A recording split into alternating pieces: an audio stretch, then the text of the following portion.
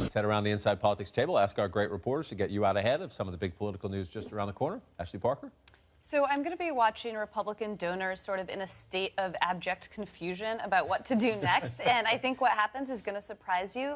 Some Republicans who supported people like Jeb Bush, Republicans who sort of even a month ago couldn't have imagined supporting Donald Trump, are sort of quietly moving over to him or trying to get themselves comfortable with that. And you're also seeing some Republicans who sort of so can't stomach Trump, and these are longtime party people, longtime donors to the party, who are quietly moving and considering Hillary Clinton. So I think the split is going to be really fascinating. The therapy phase for Republican donors. Manu? John, last week when Mitt Romney was going after Donald Trump, at the exact same time, Paul Ryan, his running mate for 2012, was doing everything he can to avoid mentioning Donald Trump. It really just shows the dilemma that Paul Ryan is in, particularly if Donald Trump becomes the Republican nominee over a few different issues. One, Paul Ryan is trying to develop a pretty detailed policy agenda, and he was hoping that Republicans could run at it in 2016. It sort of goes out the window if Donald Trump is your nominee, particularly on some key agenda items like free trade,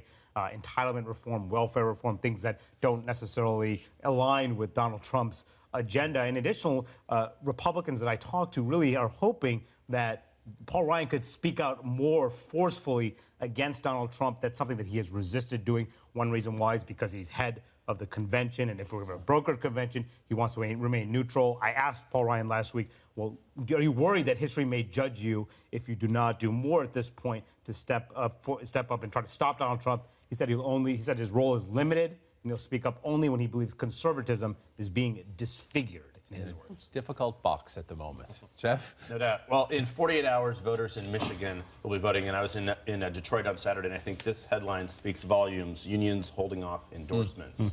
And not just, I mean, it means in the Democratic primary first and foremost, but in the next 10 days, we are going to see votes in Michigan, Illinois, Ohio.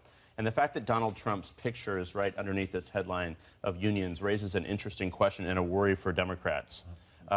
Will a lot of these rank-and-file union members side with Donald Trump here should he become the Republican nominee? There's already been an enthusiasm issue for the Democrats on the Democratic side, and this is one of the sort of central concerns for Democrats. You know, these old Reagan Democrats in Michigan, elsewhere, aren't necessarily voting Democrat.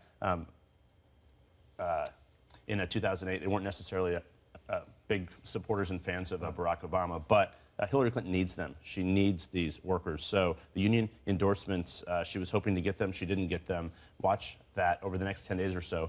Who comes out? Watch the turnout in Michigan. That's going to say a lot for what happens in the fall. Interesting dynamic, and could change the map a little bit when we get to the general election. We'll look at that. Mary Catherine? Yeah, especially after last night, I'm seeing really notably increased frustration, particularly with the Cruz camp, with Trump's media dominance and what they feel is disproportionate coverage of him when he wins a couple states versus them winning a couple states.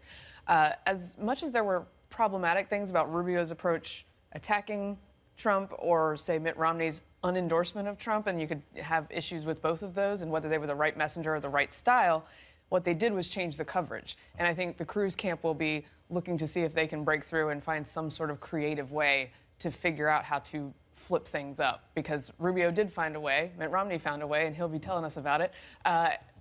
The Cruz camp, I think, has yet to find that secret formula. Well, he does have a potential moment right now. We should watch him a little bit more closely, maybe. I'll close with this, a little bit more on the money front. Donald Trump has at least a little new evidence to back up his repeated assertion that he's a uniter. A handful of GOP groups normally at odds, if not at open war with each other, are joining forces for anti-Trump TV advertising efforts. Now, these groups range from an organization funded by the Koch brothers to one run by a former top aide to Mitt Romney. A super PAC aligned with Marco Rubio is also part of the effort, as long as several other conservative groups. A big share of this money is being spent in Florida, which, of course, also happens to be the make-or-break test for Marco Rubio. Now, successful TV ad campaigns in Florida don't come cheap.